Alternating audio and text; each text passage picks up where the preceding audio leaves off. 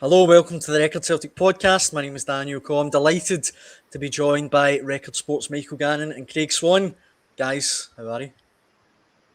I'm very well. Good to see Swanee back, get the band back together, Swanee. I was going to say, it's been a while. It's like the old European touring band getting back together. Indeed. Better for my health and sanity. I'm not on them, Michael. Carrying down the cause of uncertainty once more, Swanee. I like it. All you need to do is sub me out for Sutton, and it's like a classic Record Celtic pod. I do. I just in honour of Swanee as well, I need to be careful with this camera angle because I just felt soup on myself in my lunch. I'm covered in spicy parchment soup. Well, I mean, we've got plenty to talk about. If you're watching or listening at home, we might see mixed soup stain later on. But for now, I could do a great recipe for spicy parsnip soup if you want. You just a can. You just ping it back. I got you. Right, okay. We can maybe put a tutorial up on YouTube. But for now, maybe we should talk about the Hearts game. I know you were there, Mick. It's really weird feeling because, see, going into the game, I was thinking from a Celtic perspective, I thought Celtic would be pretty content with a draw, take a draw, move on. See, now, I don't know, I feel like it's a bit flat, if you know what I mean, from Celtic's point of view. I don't know. I think maybe because they were leading twice. I don't know how to articulate what I'm saying. Yeah, listen, I think both teams would take a draw before the game.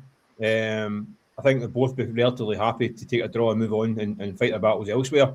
I know what you're saying about Celtic losing a lead late on, down to 10 men, but I think the performance that Celtic turned out on Sunday didn't deserve any more than a draw. In fact, I don't even think they deserved a draw. And I think Hearts might be the ones who might end up thinking that was a chance missed, an opportunity missed to put Celtic to bed in the title race. I think they might actually feel the ones that are disappointed in that result. In the end, in Celtic, I think getting out with a draw was probably the very best the performance deserved. I think it would probably further enhance Hearts' belief that they can compete for this title right to the wire. And I think it probably damaged Celtic's belief at this point in time that they can go to the wire. Because Celtic were second best. They just seem a bit of Celtic look like a team to me that's running in fumes. Mm-hmm. There's guys that are gassed to continually go to the well who have got results. And listen, Martin O'Neill's now 7 out of 8 domestic league games, 7 wins and 1 draw. That's a tremendous record no matter what. But it's been done. It's not been easy. They're having to bite and scratch and fight for every single point. Go back to Falkirk the other week, get out of Dodge with a victory that probably didn't deserve. Weren't great against Auchinleck, given all the changes. Obviously, Bologna away was different in Europe. But another league game, and they've scratched the result. But they're not particularly playing well. The guys that are having to do it every week, your Callum McGregor's, Kieran Tierney's, Liam Scales, Dyson Maeders, they're running in fumes. And they're not getting much help. And in this current state, unless there's a dramatic final 5 days in the transfer window, I don't see this squad having the legs or the quality to get over the line. And that's the reality that comes out of Sunday. That's what I don't know what Swan think. That's what I think. I just to pick up on something that both of you said there, I'm not sure that Celtic would have necessarily taken a draw prior to the game. I think there's a very important aspect to this. The title is now out of Celtic's control. Mm-hmm. Celtic only play Hearts once more, and they're 6 points behind. Yeah. So they're already relying on other results. I know it's a bit fanciful to think Hearts are going to win the other 14 games, but you should never be in that position where you can't affect it yourself. Mm-hmm. Celtic could now lose this league no matter what they do. And to be in that position in January is pretty ridiculous. So I actually thought it was a game they really had to win. I know there was a lot of don't lose it and that type of thing, but I thought it was a game they really had to win. I agree, Swanee, but I just think in the back of the European game, I think it was always going to be a big ask. And Martin O'Neill is down to he's using the same 14, 15 players, and he's having to ask them to go again at Tynecastle, a ferocious Tynecastle. I just think I agree with all of that, but this is of Celtic's own making. I think, 100%. I'm talking about isolation, that game. Listen, a 2-2 draw at Tynecastle in any situation, any time, no matter where they are in the league, is a good result. It's always a good result. The damage has been done elsewhere. But they're having to go there and almost feeling that they had to win is because of you're right, Swan, it's because of previous indiscretions, so to speak. You can't lay it on Martin Neal's door. I mean, he's done. Martin Neal's points to games records incredible since he's come back. Like in both spells. I mean, it's ridiculous run that he had the first time and barely dropped many points. If he dropped any, I can't remember. I don't think he dropped any. No, not domestically. No. He won 78, 7, and then I think is that the first points dropped since he's come back. Yeah, it's incredible. Incredible how Martin O'Neill's been able to get results. Remarkable, just the failings of others, failings of other managers and people far higher up in the boardroom have caused this issue. Well, I'm sure we'll get to all of this shortly. Martin O'Neill's taken 22 points out of 24, and he's like, I mean, obviously, Nancy took what he lost 4 out of 6. Yeah. So 6 out of 18. So there's a 12 points right away. I mean, there's still 6 points behind. Even they won 2 of the games if we joined top. Celtic not level with a game in hand when Martin O'Neill left. You're right. First time. Yeah. I think what did he come in with an 8-point deficit? Managed to get it level when he walked out, and then walked back in again, and he was 6 behind again. Yeah. And you can see the table now on the screen if you're watching. Obviously, Celtic are now 6 behind Hearts, 2 behind Rangers. How did that happen? Well, Rangers have been winning games. I mean, Martin's having to try and kind of patch things together. And that interim period is probably going to kill Celtic season. That 6-week period under Wilfred Nancy. It's not, by the way, that's not the only reason it's going to nuke the season, but it's a big part of it as well. That if that had happened, Celtic would have a far stronger position to go into January to compete. I just think at this point in time, they're right up against it. And I see the team, even the ones they can rely on are looking as though they're really struggling in terms of catching up with them. And I think and also the players that they brought in, who I think have looked pretty decent so far. I mean, obviously, we'll look a wee quick look of Chanchara, what you call him, at the weekend. Good impact for the goal. I'm sure we'll get to him in a minute. Orojo. I can't even say this guy's name. Tremendous with that name, Michael, aren't you? Absolutely tremendous with that name. You've said it a different times since he signed. Trying to do it a bit Spanish, Orojo. Very good, though. Just can't do it. He's been good, but you can tell he can't do 90 minutes yet. He's only played 4 games since to start. And Michael, this goes way back to before. I mean, listen, we've been having these same conversations for a year, 18 months about going well with the same players constantly because of the previous failed signings. You know, I can remember Brendan Rodgers basically having to go back to an old team to win the title in his first year when he was back. You know, back to your James Forrest and the Reliables and the same guys, Callum McGregor and Dyson Maeder, they have been absolutely flogged since January of last year. And it was inevitable it was going to catch up. And this is all down to bore Swanee, but it's all down to the summer calamity. And I think I said it on our platform the other day, that the catalogue of mistakes and errors have just been compounded one after the other, and eventually it's going to catch up, and it's caught up with Celtic right now. Well, Sunday kind of summed it up. I mean Dyson Maeder, I thought he gets caught for the free kick for the second goal, trying to make a tackle, and the tackle that a guy makes, it was like one of us Swan in the last 5 minutes of 5 sides. Legs had completely got spaghetti leg trying to make a challenge. The 12th round hanging on to the opponent. Do you know that feeling is that like your brain wants you to do something, your legs don't listen? It was at that point. But Dyson Maeder, by the way, we had a hard time from some fans. Unbelievably so, by the way. But he must be thinking, oh great, we've finally got a striker, I might get a bit of respite here. So he goes back out in the flank. Another thankless shift. And after an hour, the new striker hasn't played since November. Goes like, I'm a bit tight. The sports science guys are saying, right, he's got to go off. So 65 minutes, he trundles off. And you go, right, Dyson, you're back in the middle. Oh, for goodness sake, man. I mean, is there any wonder then Johnny Kenny gets thrown in late and he goes, right, Dyson, you're back out in the wing again? Like, in the name of goodness. This has happened since January. I mean, he's played both last January. He's played both sides. He's played up front. He's played as a 10. He's played as a wing back.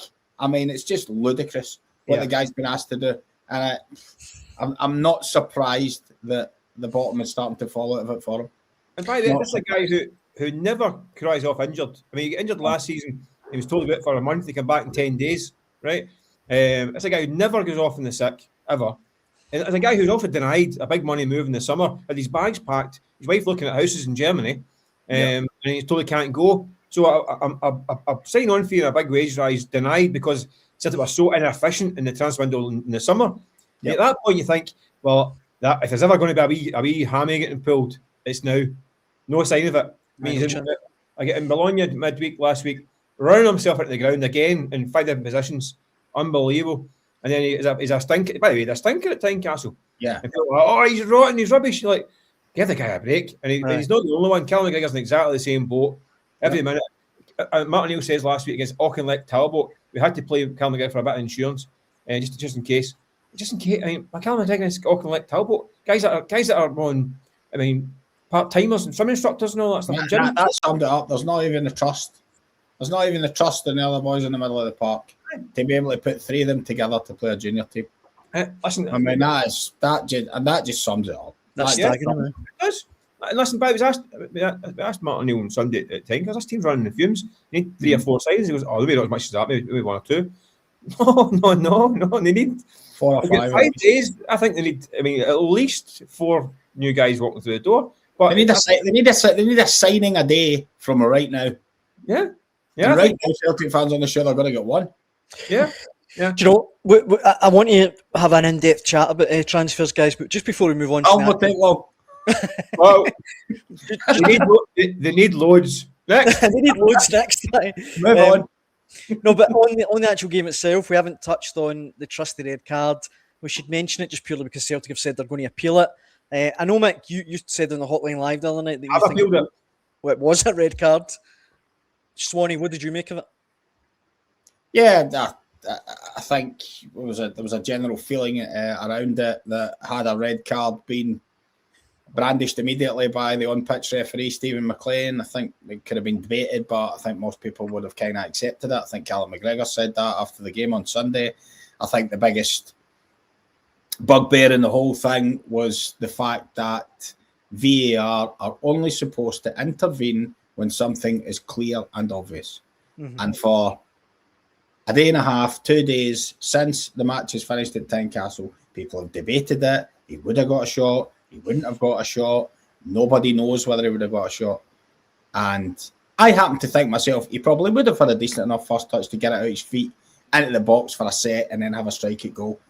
But I think, as I've said before, it doesn't matter what I think. And do you know what? It doesn't really matter what John Beaton thinks. You're not supposed to get involved unless it's clear and obvious. And that was not clear and obvious. And I can 100% understand why Celtic have appealed it. What do you think, Nick? I can 100% understand why they're annoyed about it. Because, like I say, if Stephen McLean had given a red card straight away, I think Celtic would have went, that was a bit harsh, that, but there you go. It's the fact that VAR have come in and got involved in this. I think that's opening a real can of worms. There's no one, I have yet to hear anyone say it was clear and obvious that Landry Kabore was going to get a strike at goal. Well, you're about to.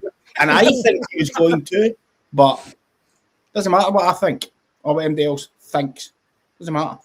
In the rules of VAR, they're only supposed to get involved. So I don't agree with you. I think it's an obvious goal. You never agree with me. I know, but I definitely don't this time. I don't let you down. Listen, he's got a 14-yard start on Dane Murray. He's got a 13-yard start on Liam Scales. Mike, you're missing the point. You're missing the point. I said right at the start. So you're telling me he's also one of the rules are you're not supposed to get VAR's not supposed to get involved. That's what I'm telling you. That's what I'm saying. He's got a 14-yard start in one defender, a 13-yard another. He's also one of the fastest players in Scotland. He's clean through. The ball's going slightly to the right of the centre of the goal. I take that point. That's a goal for opportunity, a clear one. I'm not saying that he's going to run, take one touch, and then dink the goalie. Right? That's not what the rules stand. Is he going through for an obvious goal opportunity? What's he going to do? Is he going to go through there, right? Turn back and square it to one of his pals? No. The only place he's going is towards goal at that point. His own player is behind Liam Scales. So he's clean through with the goal that he beat. No matter what the angle, it's a goal opportunity. I don't understand. I don't actually understand the fuss. It's like that old damn internet thing that the dress, one says green, one says gold. It's like it's a goal opportunity. It's a red card. I mean, it's a very slim contact. Austin Trusty knew the exact second it happened he was in big bother. Kasper Schmeichel dragged him away, so don't talk to the referee, don't get into any more bother.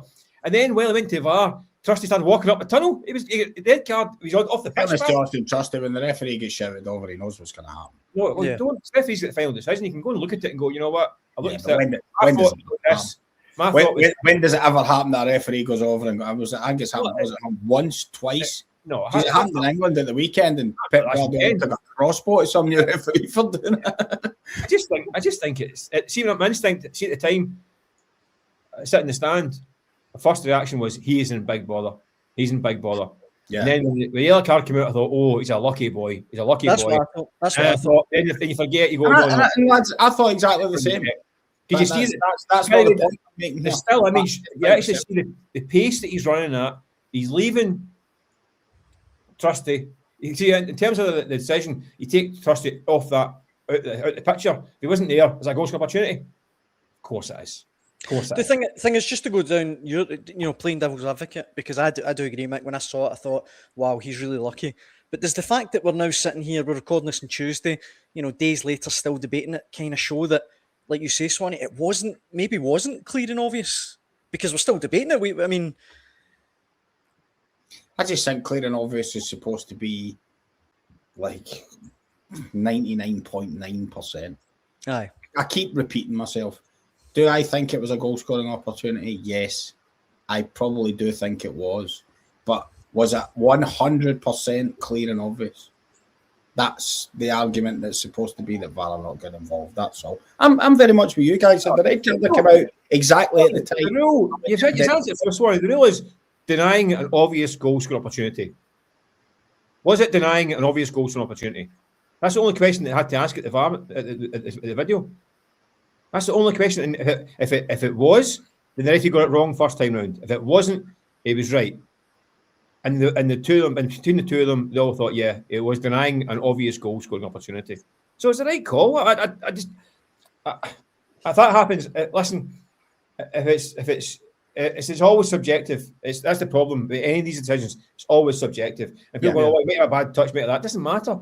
And like I said, Michael, I think it was the right call. I think red card was the right call, but I don't. But I think the procedure of it all is not meant to work in that way. That's the point I've been making. Well, if you're saying it's the right decision, then that's VAR doing its job, correcting that decision that was wrong. You're saying it's not wrong enough, but if it's I'm just saying what I think. I thought he would go through and score. I thought he would go through and have a shot. Like I say, it doesn't matter what you think. That's subjective. Clear and obvious is not subjective. I get what you mean, Swan. In fairness, McLean gave the yellow card initially. Now, if he'd stuck with the yellow card, no one would be going, or would they? I don't know. Would they be saying, "Oh, that's obviously a red card"? Yeah, the Hearts fans would have been ranting and raving that he should have been off, quite right, and quite rightly, and we would have been sitting watching the game, going, "Whoa, Trusty got away with that, didn't he?" Aye. But, that's just what happens. I see where you're coming from now. Listen, I do think that either way, it's a contentious decision, right? Okay, it could have went either way, but Celtic couldn't hang on to the lead, and it's not. I don't think it's an excuse for Celtics. I mean, obviously up against it with 10 men with 50 minutes to go, plus another 8 minutes of added time as well. So a long way to go. However, Celtic's inability to keep the football or pass a football put them under pressure and lost the points for them, because we've seen it for many times over spells. I mean, Brendan Rodgers' teams especially, if they're leading and they go to 10 men, they keep the ball for the rest of the game, and it barely makes a difference. It barely. I think. The Hearts game at Tynecastle when Yanks sent off at 1-0, they're losing the game at that time. So it's different when you're losing the game. Sometimes it doesn't, but a lot of times with 10 men, so they can see it out because. I tell you what, a good example and a good fallback on that is, Michael. I remember one of the first times that Brendan Rodgers ever did it at Celtic in his first spell in a game at Ibrox. I know exactly going to see this one. Yeah, but exactly, you know what I'm going to say about bringing Edward on and the other attacking player and keeping the ball away from your own goal. Yeah, Celtic have no strikers. Yeah, there is not an option for Martin O'Neill to look to the bench and go, do you know what, I'm going to pull a fast one. Now, I don't think that's Martin O'Neill's style of management. I don't think he would do that with Brendan Rodgers. That he would go for more, bring an offset. I get that, but even if that option was there to go keep the ball up the other end and alleviate it so it's not constant waves of pressure, Celtic don't have the bodies to do it because they haven't signed properly. Yeah, so they're even taking those options away. Yeah, He's not getting Edward on the bench, that's for sure. No. But, Well, but even that day, Celtic Rodgers gets battered for liking possession football. But that day, that third goal they scored that day came from about 25 yards from Celtic's goal. Yeah. Two or three passes up the park, pace, power, direct running, goal. Up to Musa Dembele and a flick and away. 2 passes. Remember that's right. Dembele knocked it through. So they don't have that at the moment. They don't have that creativity. They don't have that power, pace, clinical in the final third. Don't have that at the moment. And even aside from the 10 men in the red card, Michael, there could have been a situation where Celtic aren't playing well and Hearts are, because I think it's fair to say Hearts were in control even at, well, certainly 1-1 and certainly at 2-1 when both teams had 11 men on the park. But we've seen games like that where Celtic can just hit on the counter. When I hate to hark back all the time, but yeah, Abadas, Jota's, Kyo, when that thing bang, Celtic got away and got up the park, all of a sudden a team feel really aggrieved because they've gone 3-1 down, then they're 4-1 down, despite the fact they've had lumps of the ball. Celtic have nothing in their armoury at the moment that allows them to do anything like that. They're scoring goals. Nygren's won the game. We might get to him later on. I mean, Nygren's won the game at Falkirk with a goal from a corner kick. Yeah. Not open play. He's got a free kick at Tynecastle. I mean, they're barely scoring in some of these games as well.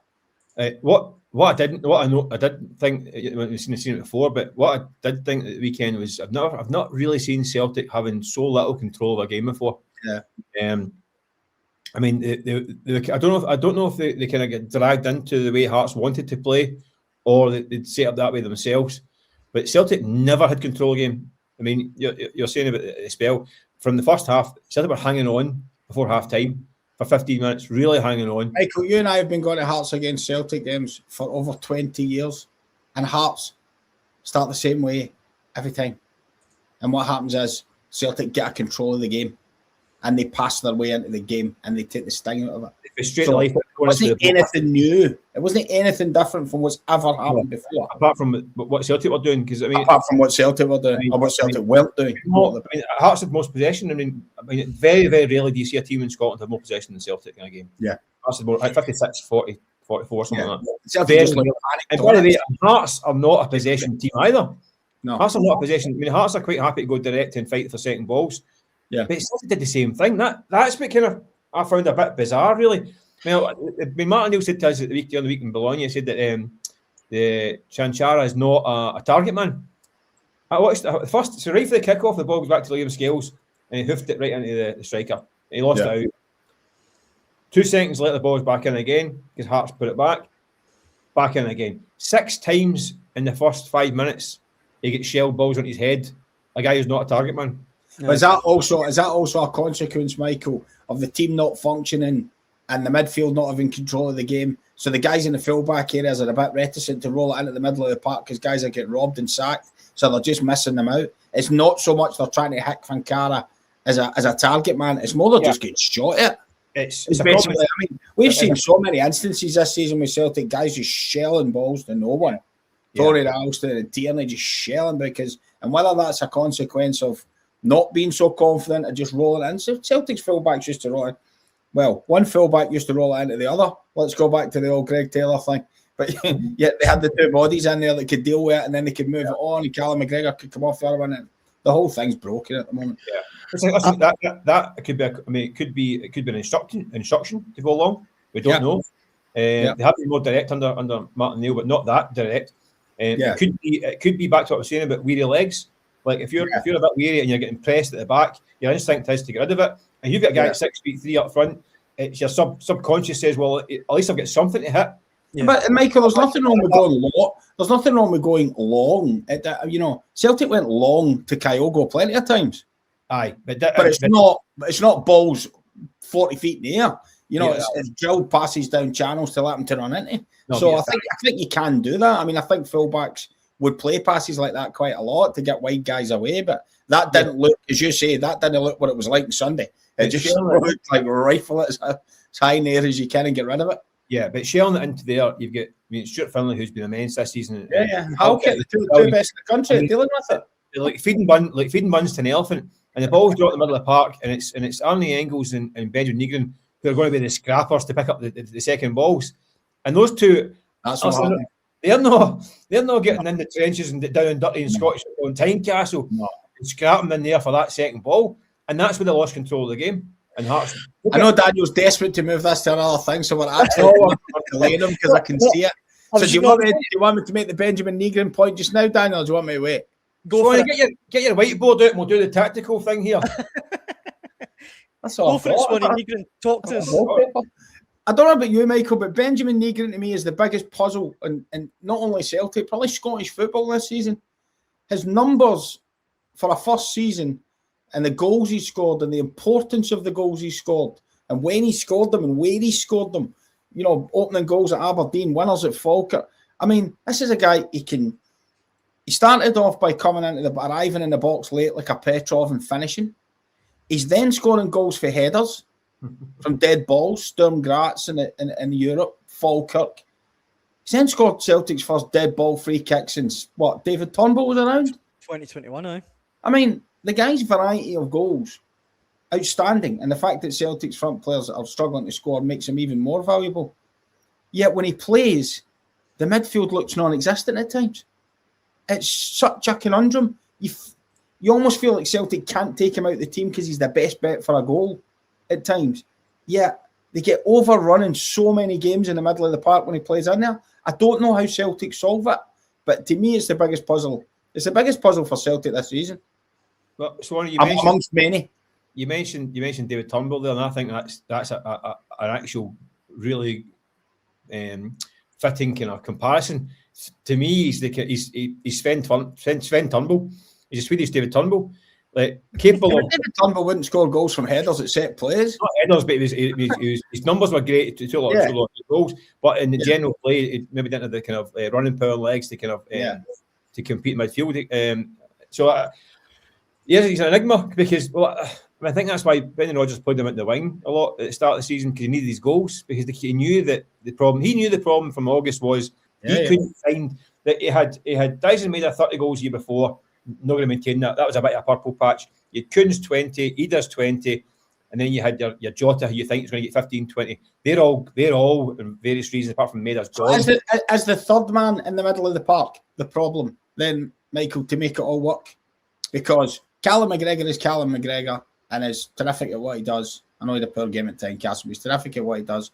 If Negrin then scores that number of goals, is it the other one in there that's the problem? Well, that's the thing. You haven't seen anything really from Engels, Hatate, or Luke McCowan this season, really, for any sustained period. Flashes, but no sustained period. Is that the issue? If they can get the other one in there really at a high level, the other two blossom.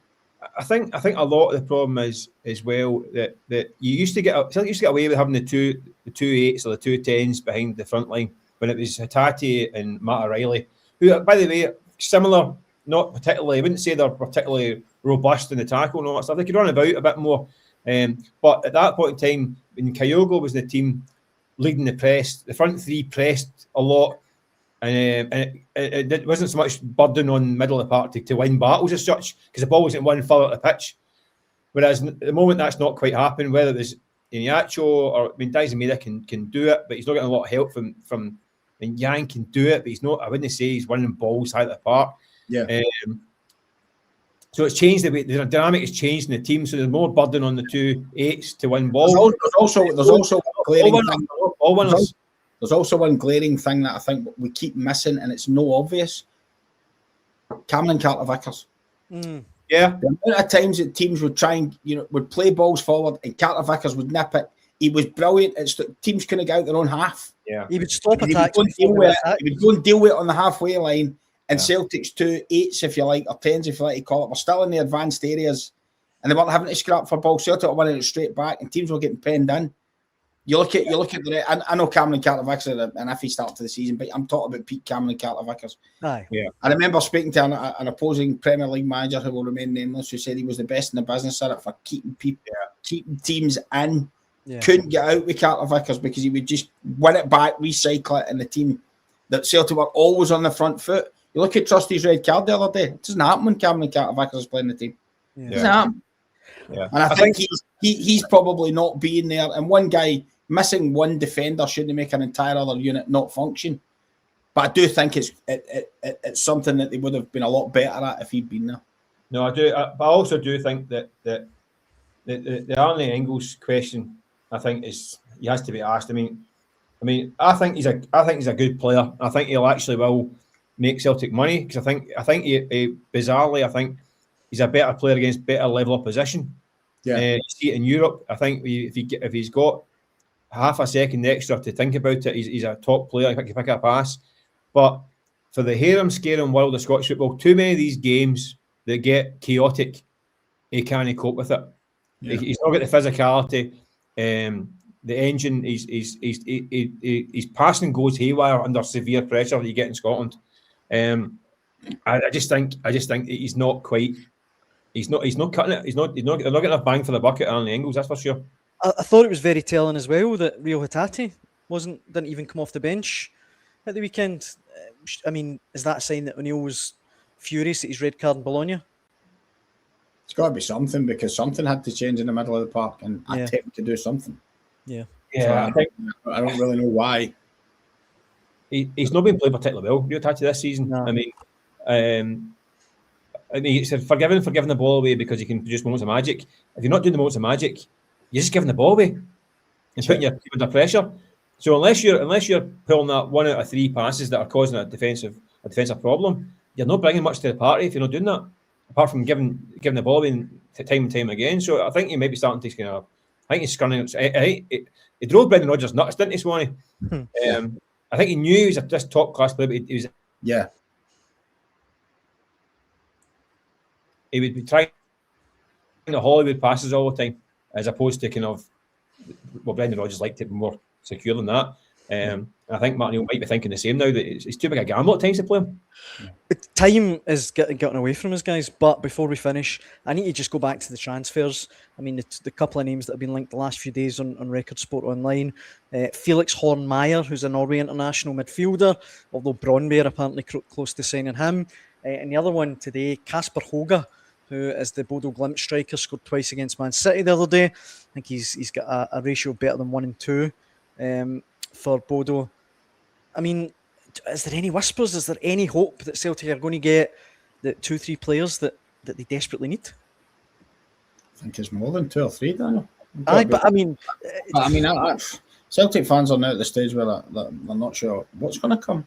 I mean, what are you thinking? 3 Michael tops? I wouldn't see it being any more than that at this stage. Not with 6 days to go. And I think they need 4 or 5. But Martin O'Neill said maybe 2. Yeah. I mean, I think there's a bit of curiosity there. I'd imagine he'll be kind of demanding more than that. But absolutely. I mean, do you think another striker is still? Yes, I absolutely do. Yeah, I absolutely do. I think it's. I think it eases burden on Quinkara if you bring another striker in rather than just landing all the burden on him. You've got to deal with it. I think they need another. What happens if? I mean, he pulled up the other day. You're straight back to square one if that happens again. There has to be an opportunity to take Dyson Maid out of the team now and again. There has to be an opportunity where Celtic are maybe chasing a game they can put 2 strikers in there. Martin O'Neill wouldn't be averse to doing that, knowing how his teams have played in the past. They need another one. Would you take Masmanisi? Another one. Listen, everybody's been raving about Masmanisi at Motherwell. I have to put my hand on heart. I probably haven't seen enough of Motherwell to judge him. But everyone I speak to tells me that he can play off both sides and he can play through the middle. He's full of confidence just now, so that's fine. But it would be wrong of me to sit here and tell you what I think. And I know that's not what you want to hear, but I just haven't seen enough of him. So that's the God's honest truth. Mick's maybe seen a bit more than me. So certainly the reviews are rave about him anyway. And I think, it's if he can play off the right or up front. I think he's more off the right than is a striker. I don't think he's a penalty box striker as such. But he can play off the right, which it doesn't need a right-sided wide man and a striker. So you can get 2 for 1. Yeah. So I would say, yeah. I mean, listen, Motherwell, fair play to him. I mean, if you stick down £4 million, Motherwell cannot say no to that kind of money. I mean, it's just, they just can't. Arsenal still going to spend that kind of money just now with no manager for the summer. Can't see it. Listen, if they don't go and get him, they might find that Motherwell overtake them in the league. The way Motherwell are the form team in Scotland right now.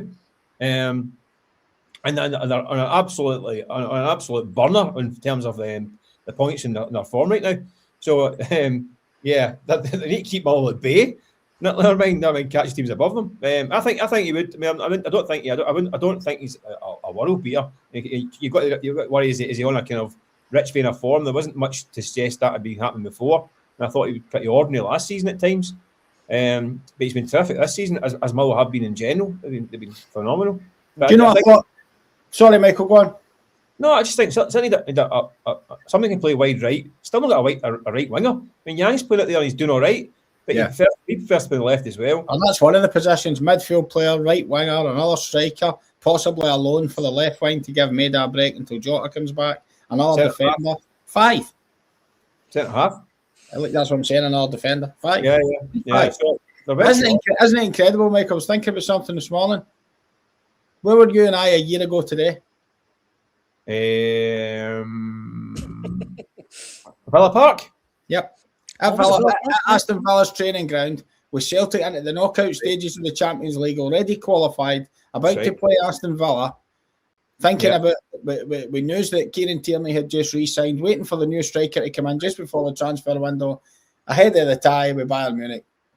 How have Celtic got to this? That's crazy. When you're talking about having to hold, it was just when you said holding Motherwell at bay. Aye. I thought that is incredible, considering we were talking to Unai Emery a year ago. Aye, and to top it all off, Aston Villa, the night of the game, they put on a wee buffet. It was haggis, neeps, and tatties. It was tremendous. Genuinely, might have been the best pre-match meal of the season. Well, since out in Scotland, don't get any pre-match meal until you go in Europe. But it was a Champions League dinner, wasn't it, Swanee? Champions League style scran. But it just shows you, I mean, how much a mess. How Celtic have fallen in a year.